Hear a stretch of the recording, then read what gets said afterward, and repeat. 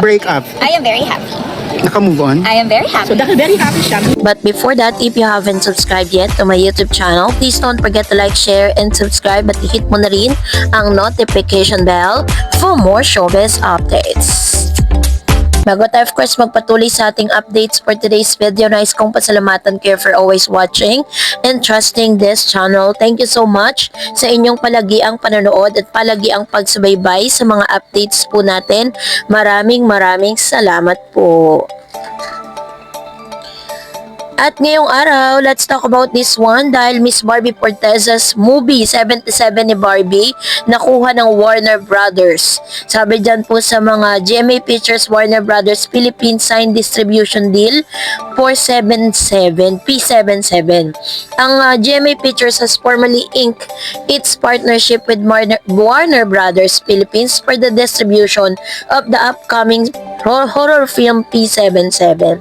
The ceremonial contract signing held on a Monday morning at GMA Network in Quezon City was attended by GMA Network Senior Vice President Attorney Annette Gozon Valdez and GMA Senior Vice President for Public Affairs and GMA Pictures Executive Vice President Nessa Valdelon, Warner Brothers Philippines Distribution Director Rico Gonzalez, P77 lead actress Barbie Forteza, and P77 Director Derek Cabrido.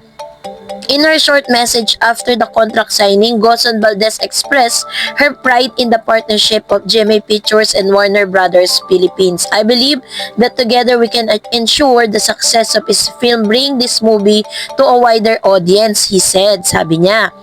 Meanwhile, Gonzalez said that Warner Brothers Philippines has been in talks with GMA Pictures about distributing P77 since last year.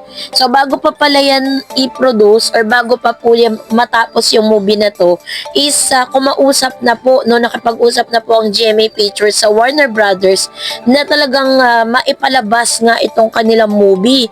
This is actually our 7th local movie to be distributed by Warner Brothers Philippines. So I'm hoping GMA 7 P77 is going to be the lucky 7, he said. For the Kapuso Primetime Princess, P77 is not just another film to her name but a personal career milestone.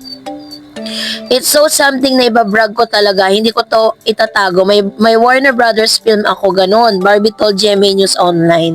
Kaya pinahayag po ni Miss Barbie Forteza yung kanyang pagkagalak, no, ng maraman niya ito. It's something na talagang ipagmamalaki niya. Pero sa isang video post ay panoorin natin ito. Break up? I am very happy. Naka-move on? I am very happy. So dahil very happy siya kasi naka-move on na siya. Kapag naisip mo ngayon, it's a right decision. That I'm happy? Of course. Happiness is always the right It's a right choice. decision na inan mo yung ilang buwan yun grabe ang Oh, I'm so sorry, but I 7. prefer not to talk about it to respect the relationship. But I'm very happy right now. Aral na aral. Sa isang press con kung saan ay na-interview po si Miss Barbie Forteza sa kanila pong media con, no, sa kanila Beauty Empire na umeere na po ngayon sa View dahil lumabas na po yung kanilang mga episode doon. So pwede nyo na po yan mapanood. So dito po natanong si Miss Barbie Forteza if she's already moving on dun sa kanya pong last relationship. Ang tangi niya pong sinasabi is she's really happy right now. Yun po yung patuloy at paulit-ulit na sinasabi niya. Dahil nang tinanong din po siya ng isa sa mga media kung ano yung masasabi niya patungkol sa kanilang ex at sa kanyang relationship, ay minabuti po ni Miss Barbie na putulin na ito kasi ayaw niya pong pag-usapan ni ayaw niyang banggitin ang pangalan ng kanyang ex-boyfriend. Pero ini-inculcate niya po sa media that she's happy right now. So ang tanong nga ng marami, sino nga ba ang nagpapasaya kay Miss Barbie Forteza ngayon? Dahil kitang-kita naman yung pagka-glowing ni Miss Barbie. Kung dati talagang may sariling ilaw, no, kahit walang literal na ilaw si Miss Barbie, talagang nagliliwanag siya. Sa sobrang ganda at sobrang kinis at sobrang puti ni Miss Barbie Forteza. Pero yung glow niya ngayon, ano, nakasama po si Pambansang Ginoo, kakaiba. Kaya po talagang tanong ng marami, if is there someone that makes them happy? Ang sagot niya palagi, she's happy right now. Lagi niyang sinasabing masaya talaga siya. So, meron na kaya, no? Kasi ang hinala natin talaga, syempre po, hindi naman madali na makapag-move on sa ganong 7 years na relationship. Hindi ganun kadali na magiging masaya ka. Pero dahil may taong nagpapasaya at nagpapadama sa kanya na siya special, mas madali niya talaga makakalimutan yung kanyang past relationship.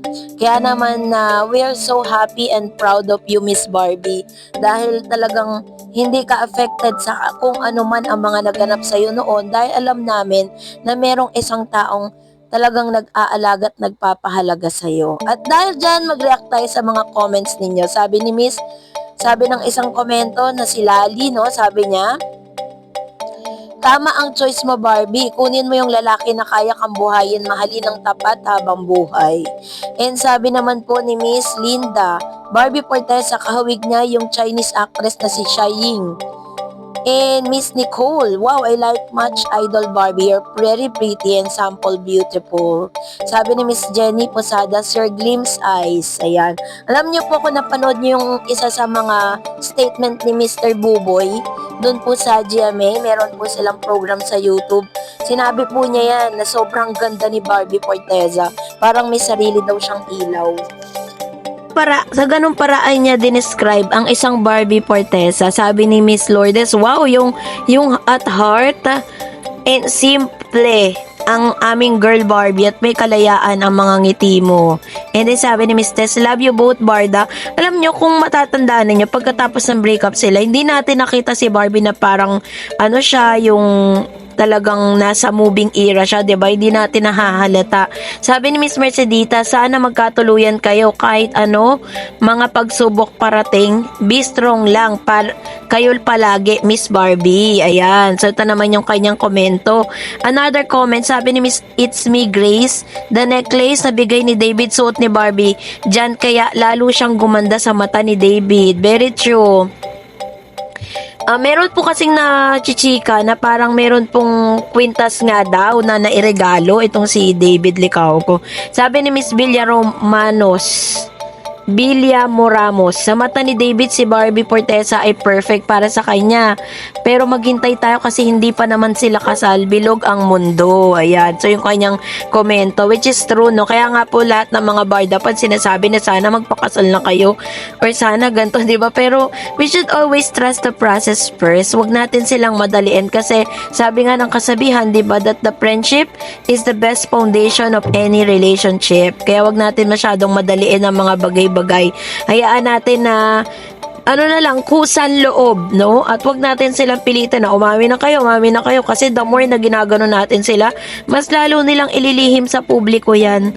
So that's it for today. For more videos and updates, please don't forget to like and subscribe, and please don't forget to follow my Facebook page, Dor Eds TV. God bless everyone!